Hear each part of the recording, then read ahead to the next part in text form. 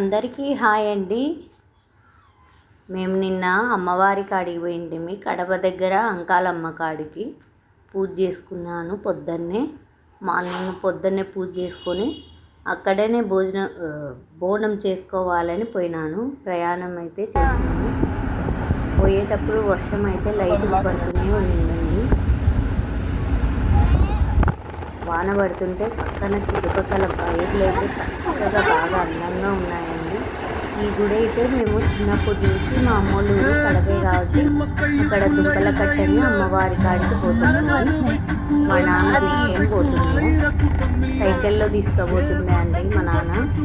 నీళ్ళైతే భలే పారుతున్నాయండి, అందంగా చూడడానికి బాగుంది. మా పిల్లలు అయితే ఇష్టంగా చూసినారు నీళ్ళని. అంత నిండాగా పారుతున్నాయి. గుడి కాడికి పోయిన తర్వాత నేను బోనం చేసినానండి. గుడి వెనకల అమ్మవారి గుడి వెనకల చేసినాను. జనాలు అయితే ట్రాక్టర్లతో వచ్చినారు. అక్కడల్లా ఇది అమ్మవారికి పుట్టింటికలుగా నిలుచుకుంటారండి. ఇది అమ్మవారి గుడి. బోనం తీసుకొని నైవేద్యం తీసుకొని పోయింది. అమ్మవారు అయితే రెండు కళ్ళు చాలేదండి, చూడడానికి అందంగా ఉంది.